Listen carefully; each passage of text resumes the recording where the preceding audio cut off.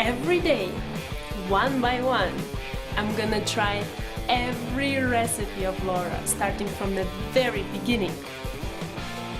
Come, join me on my challenge. Let's go! Hi everyone! My name is Ruta and welcome to the 298th day of my challenge where I'm so close to 300. Oh my god, cannot believe it. It took me years to reach this point, but then again, I'm trying every recipe on video, which takes time, so I guess that's okay. Anyways, today I'm gonna try a really interesting recipe, a savory cookie. Bacon Parmesan cookie. I feel like this is something you would eat, I don't know, on breakfast? Would you? On weekend maybe? Or maybe while having like friends over, like a game night or something, because it's not super messy, I feel like. Anyway, so we'll see once we have them. So if you're curious to see how it goes trying this recipe out for the very first time, then keep on watching. We're gonna need 90 grams of flour, 50 grams of butter, 40 grams of freshly grated Parmesan, 5 slices of bacon, cooked and crumbled, 1 egg, 8 grams of brown sugar, half a teaspoon of fresh rosemary, finely chopped, quarter of a teaspoon of baking soda, quarter of a teaspoon of baking powder, and quarter of a teaspoon of salt.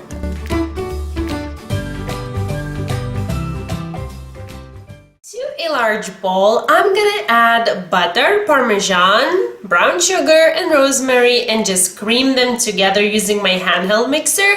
Laura actually uses her standing mixer. Mine is back in Lithuania as you saw me do countless times. This thing while making cookies and cakes, actually almost everything works just as fine.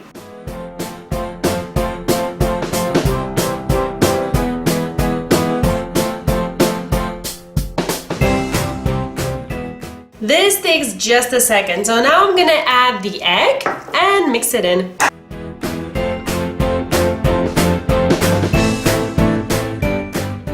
Before adding the dry ingredients into the wet mixture, I want to briefly mix them together, and as this bowl is too small, apparently I'm gonna add to another small bowl. So I'm gonna add flour together with, I don't remember which one is which one, baking soda, baking powder and salt. Briefly mix them together and add to the wet mixture, and then just mix to combine.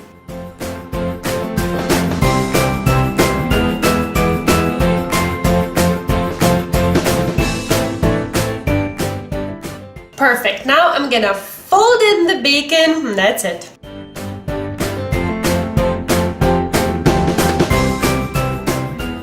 This is the point where I turned on my oven to preheat to 190 degrees because it will take just a minute for me as I baked my bacon there. Ooh, so many bake-rooted words.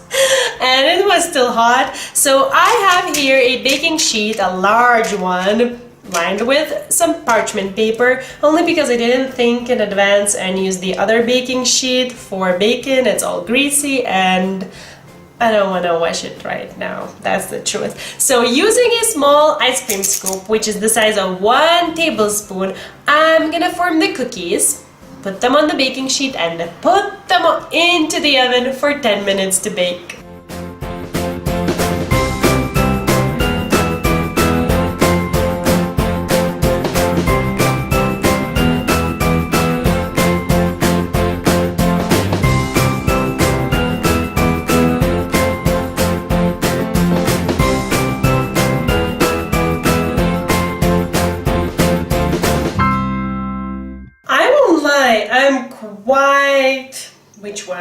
Which one? Okay, this one. I'm quite curious to try. This smells amazing. Like cheesy, sorta, like it sorta looks like a cookie, but I'm not even expecting it to be a cookie and my mouth is watering, so let's just bite into it. It's so fluffy. This is so amazing. This is nothing like a cookie. Look, it's sort of like, when I said fluffy, it's more so like just soft. It's actually quite similar to scone consistency. As far as I remember scones. Haven't eaten one in a really long time. This is so nice. This is something which I could easily eat for breakfast. Easy. So nice. Oh my god. I love them. I'm finishing one. They are so light. They feel so light. They look so cute. Like little bubbles. Fluffy soft bubbles with bacon. These are really awesome. My husband, I have a feeling, will love them. I'm trying to figure out how to incorporate them into breakfast, just because I really want to eat them in breakfast. And just by themselves they will be not enough, but as a little sort of like a little piece of bread, a really really upgraded and cool piece of bread next to something, would it be weird to eat them with an egg? Oh my god, possibilities are endless. I feel like I love them. This is how Laura's look like. I feel like mine look identical. They're so cute. Oh my god. Oh my god, I'm so in love with them. If you want to watch how Laura makes them, the link is there in the cards. The written recipe, as always, is in the description box down below in both American and the metric system, so everyone can try. Whoever wants, you can try it out, because you will find measurements in your own measurement system. And that's it. I honestly am in love with them. They're still warm. Oh, by the way, I let them cool down for like 10 minutes before transferring them to the plate. So actually it was totally enough. And now they're still warm, but like not too hot. Look at them, so cute, little bubbles. Little really inviting bubbles, I should add.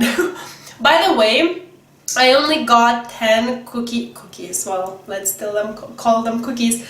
I got 10 out of half a batch, and you might actually be wondering, why did I cut the cookie recipe in half? Because normally I make the whole batch and freeze the rest for later, but actually I'm moving. This will be the very last recipe for now. I'm gonna try in Turkey, and the next one you'll see actually me already being in Lithuania, in my own home, not in my mom's kitchen, I think. So yeah, that's really exciting. Tomorrow my mom is coming to help me pack up my home and just move back to Lithuania. That's really exciting news. I don't know, maybe I'll share something on my social media, but once this video is up, that will be long, like already. I don't even know what YouTube makes English grammar so difficult. What kind of tense I should use, I don't even know. Like, I will have moved already, that's what I'm trying to say. I really hope that this was fun and helpful, and that you're as eager to see my new kitchen as I am, because for now I don't even know what it will look like. I haven't found a home yet. So that's it. Thank you so much for watching, and I'll see you very very soon. Bye!